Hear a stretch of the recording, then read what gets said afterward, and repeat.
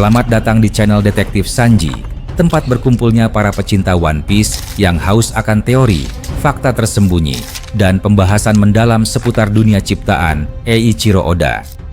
Di sini, kami tidak hanya mengikuti alur cerita, tapi juga menganalisis setiap petunjuk, menghubungkan fakta-fakta kecil yang sering terlewat, dan mencoba memecahkan misteri besar seperti siapa Joy Boy sebenarnya, apa tujuan sejati pemerintah dunia, hingga sejarah abad kekosongan yang selama ini ditutupi.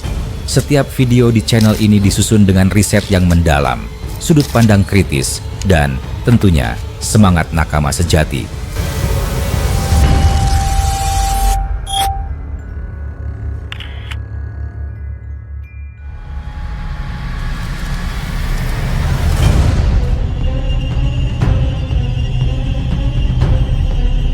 Langit Elbaf tampak membara, bukan oleh api, melainkan oleh ketegangan dan ambisi. Di tengah keributan dunia yang mulai runtuh oleh kekacauan dan ancaman dari luar, dua sosok legendaris dari bajak laut topi jerami, Zoro dan Sanji, perlahan naik menuju dunia matahari. Mereka menumpangi sebuah kapal raksasa yang diikat dengan rantai logam purba, berfungsi seperti lift menembus langit. Bersama mereka, berdiri tegak para kru dari Hajrudin, para pejuang Elbaf yang kini bersatu untuk mempertahankan tanah kelahiran mereka dari kehancuran. Langit di atas mereka tidak tenang.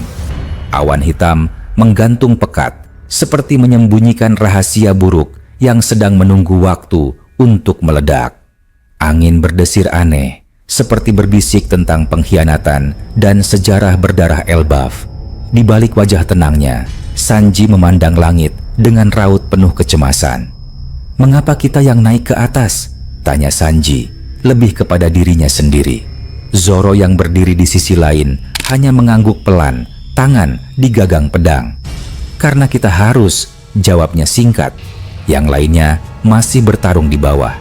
Ini cara tercepat untuk membelah langit dan membuka jalan. Di balik obrolan singkat itu, ada kenyataan pahit yang tersembunyi. Luffy, Loki, Gaban, dan Hajrudin tertahan di dunia bawah karena serangan mendadak dari pihak musuh memaksa mereka untuk membagi kekuatan menjadi dua.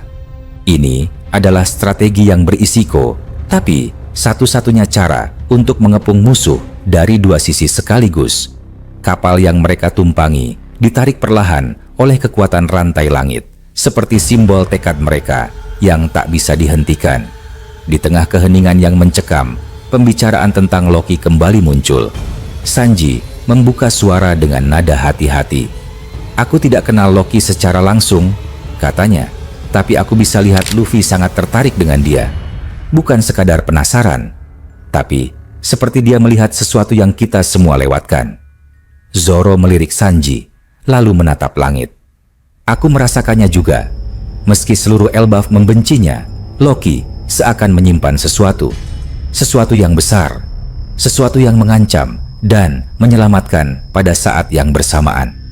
Pembicaraan mereka diam-diam disimak oleh kru Hajrudin. Stansen, pejuang tua Elbaf yang pernah bertarung melawan naga langit, angkat bicara dengan suara berat.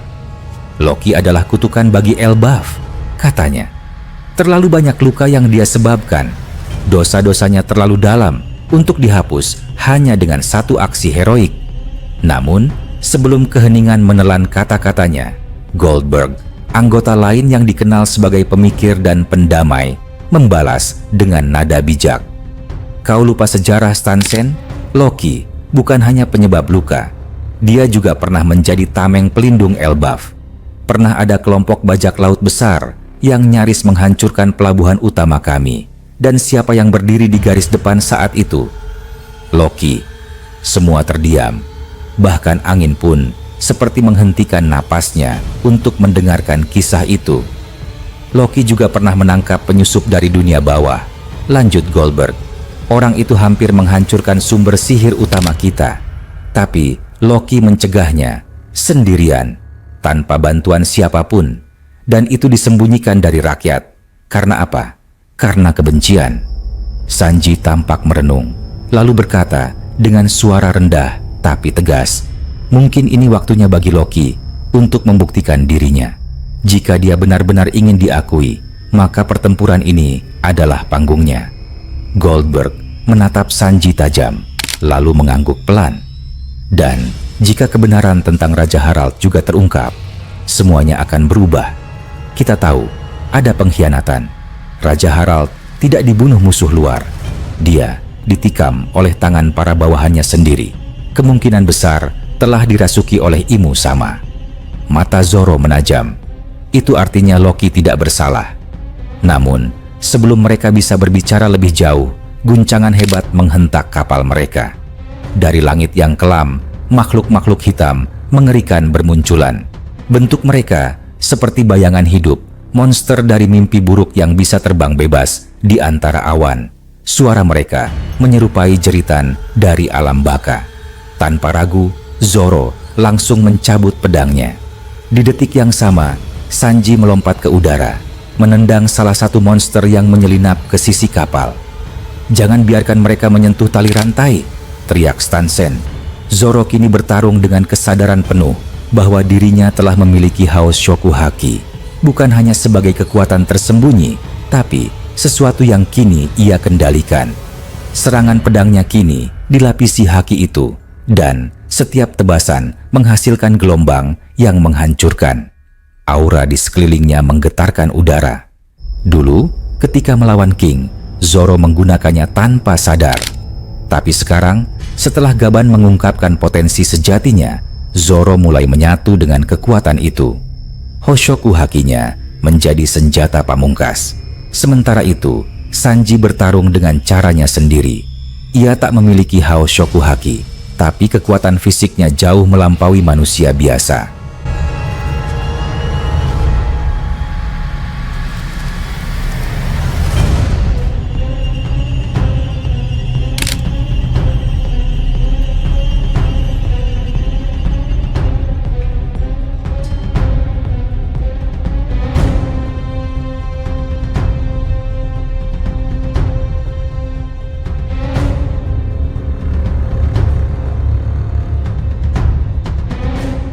Kini, ia sedang mengembangkan teknik tendangan berdaya dorong tinggi, tendangan yang bisa menghantam musuh hingga keluar dari dimensi. Ia tahu, jika monster-monster ini dikeluarkan dari lingkaran sihir mereka, mereka akan hilang, seperti yang terjadi pada Gorosei Mars di Egghead. Bertarung di udara, tanpa pijakan, Sanji menunjukkan kecepatan yang luar biasa. Tendangannya menyambar seperti kilat, meledakkan tubuh monster ke segala arah. Api biru membungkus kakinya, membakar langit yang dingin. Kru Hajrudin hanya bisa terpana. Mereka menyaksikan langsung bagaimana kedua sayap Luffy menunjukkan kekuatan sejati seorang Yonko. Dalam waktu singkat, monster-monster mimpi buruk itu dikalahkan. Tidak hanya dengan kekuatan, tapi juga dengan gaya dan kehormatan. Goldberg berbisik seolah berbicara pada langit. Mereka adalah dua sayap raja masa depan. Tak ada yang bisa menjatuhkan mereka. Namun, kisah belum berakhir. Di dunia matahari yang terisolasi, Nami dan para kru lainnya masih terbelenggu. Keadaan mereka genting. Mereka belum bisa bergerak, belum bisa melawan. Nami menoleh ke Brook, matanya penuh tanya. "Brook, siapa sebenarnya para kesatria suci itu?" tanyanya. Suara gemetar. Brook menghela napas panjang, lalu mulai menjelaskan. Dan dari sini, tabir baru akan mulai terbuka. Tabir tentang kekuatan gelap, pengkhianatan yang lebih dalam, dan sosok-sosok dari langit yang kini sedang mengincar dunia dari balik bayang-bayang. Bayang-bayang kebenaran perlahan tersingkap di tengah kekacauan. Di sebuah ruangan yang masih terjebak di dunia matahari, suasana begitu menekan. Nami, Robin, Brook, dan para kru lainnya masih belum bisa bergerak bebas. Tapi bukan hanya tubuh mereka yang terkekang, pikiran mereka pun diselimuti kabut ketakutan. Mereka tahu, di luar sana, para kesatria suci sudah mulai bergerak. Makhluk-makhluk paling misterius dari struktur pemerintahan dunia yang selama ini hanya menjadi desas-desus kini berdiri nyata di hadapan mereka. Beberapa waktu lalu, Brook sang musisi tengkorak yang selama ini dikenal ceria dan eksentrik, membuat pengakuan yang mengejutkan. Ia menyebut bahwa para makhluk yang sedang mereka hadapi bukan sekadar pasukan elit biasa, melainkan para kesatria suci. Ucapan itu bukan sekadar tebakan, karena ternyata Brook menyimpan masa lalu yang tak pernah benar-benar diungkap secara penuh. Dalam momen hening dan penuh ketegangan, Brook mulai bicara. Suaranya yang biasanya ringan, kini terdengar berat dan dalam, seperti menggali luka lama yang terkubur. Ia mengungkapkan bahwa dulunya ia pernah menjadi kepala pasukan dari sebuah kerajaan.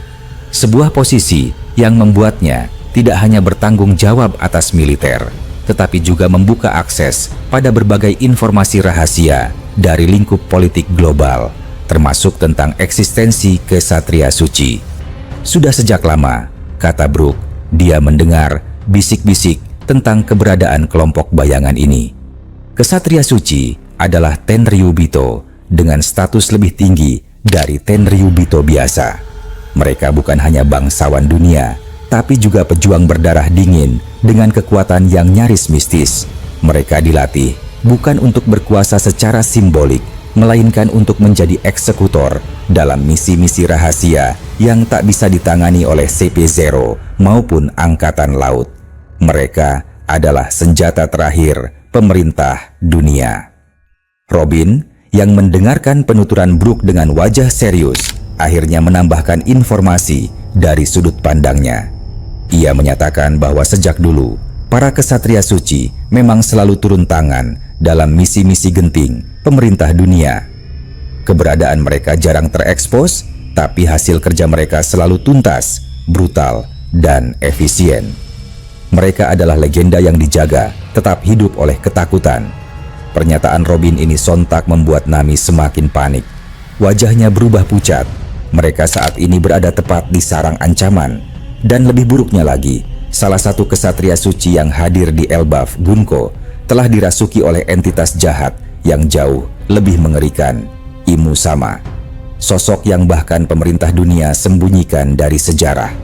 Ini bukan hanya pertarungan melawan kekuatan militer, tapi pertarungan eksistensial melawan entitas yang berdiri di balik tirai sejarah dunia itu sendiri. Namun, Robin tidak ingin temannya kehilangan harapan.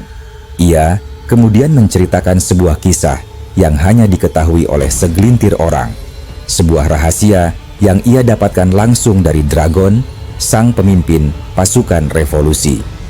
Robin pernah tinggal bersama Dragon dan pasukannya selama 2 tahun masa time skip.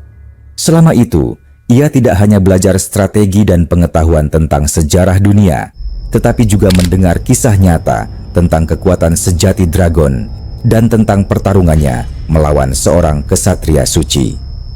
Robin mengisahkan bahwa pada awal pembentukan pasukan revolusi, Dragon masih sering tampil di muka umum. Ia berpidato, mengumpulkan dukungan, menyuarakan kebenaran yang ditutupi oleh pemerintah dunia.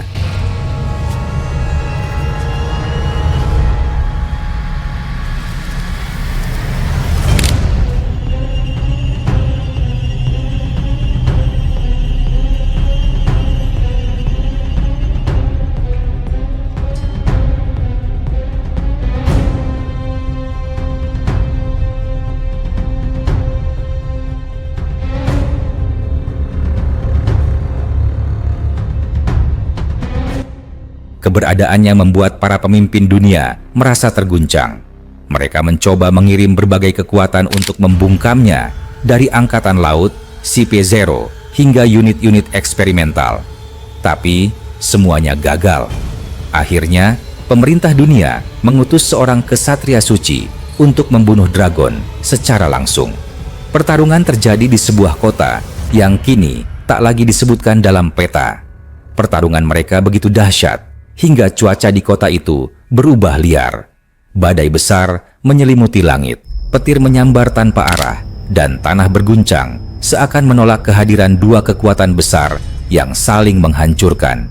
Dragon menang, dan dari situlah namanya menjadi kutukan bagi pemerintah dunia. Robin menekankan bahwa kekuatan Dragon tak hanya berasal dari tekadnya, tapi juga dari kemampuan asli yang ia miliki. Kemampuan yang bisa memanggil badai saat ia bertarung dengan serius. Ini bukan isapan jempol. Kita sudah melihat tanda-tandanya sejak insiden Logtown, di mana badai muncul secara tiba-tiba ketika Dragon menyelamatkan Luffy. Robin menyampaikan kisah itu bukan untuk sekadar mengingat masa lalu. Tujuannya jelas, meyakinkan teman-temannya bahwa kesatria suci bukan tak terkalahkan. Bahkan, makhluk sekuat mereka pun bisa dijatuhkan. Yang dibutuhkan adalah keberanian, strategi, dan harapan. Sementara itu, pertempuran di Elbaf semakin membara. Di sekitar sekolah Walrus, para raksasa terlibat dalam pertarungan berdarah menghadapi pasukan kegelapan. Para monster mimpi buruk dan raksasa iblis yang diciptakan oleh Imusama dan Killingham menebar teror ke seluruh penjuru. Di sisi lain, Somers, Killingham, dan Imu sama yang merasuki tubuh Gunko tampak menikmati penderitaan rakyat Elbaf. Mereka berdiri tenang, memantau kekacauan seperti dewa kematian yang melihat altar korban. Namun, cerita tidak berhenti di sana. Di tempat lain, jauh dari medan tempur Elbaf, kamera berpindah ke sebuah kota kecil di sebuah pulau terpencil. Di dalam bar yang remang, dua sosok familiar duduk tenang. Mereka adalah Trafalgar Law dan Beppo.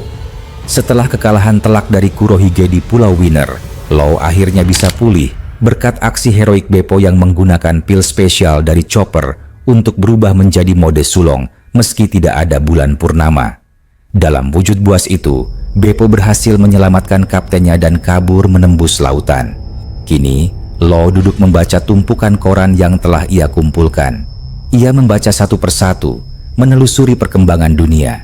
Dari sana, ia mengetahui bahwa aliansinya, Kid, telah dikalahkan oleh Shanks dan nasibnya masih belum jelas. Ia juga mengetahui bahwa Luffy kini sedang berada di Elbaf menghadapi para kesatria suci. Namun Law belum mengetahui fakta bahwa Imusama juga ada di Elbaf. Morgan, sang jurnalis gila informasi, belum mempublikasikan informasi sensitif itu. Jadi di mata Law, Elbaf hanya dipenuhi oleh kesatria suci, belum sampai pada tingkat kehancuran eksistensial yang sesungguhnya. Setelah membaca semua berita itu, Law menatap Beppo dengan pandangan tajam. "Sudah saatnya kita bergerak lagi," katanya. Nada suaranya serius, seperti seseorang yang baru saja bangkit dari kekalahan dengan tekad baru. Perjalanan Trafalgar Law belum berakhir. Kekalahan bukan akhir dari perjuangannya. Dengan strategi baru, ia akan kembali. Dan mungkin Elbaf adalah tujuannya. Inilah babak baru dari cerita yang semakin dalam, gelap, dan mendebarkan. Dunia One Piece tidak pernah lagi sama. Dan semua tokoh utama kini perlahan ditarik ke dalam pusaran konflik terbesar yang pernah ada. Pertempuran takdir di Elbaf.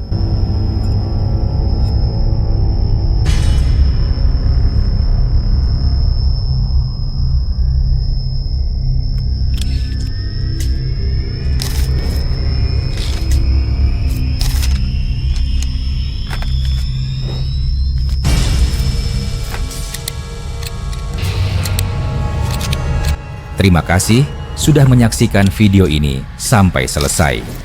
Kalau kalian menikmati konten ini, jangan lupa klik tombol like, tinggalkan komentar di bawah. Karena semua teori dari kalian juga sangat berarti dan bisa jadi bahan diskusi di video berikutnya. Dan tentu saja, klik subscribe serta aktifkan lonceng notifikasi supaya kalian tidak ketinggalan update terbaru dari kami. Sampai jumpa di video selanjutnya.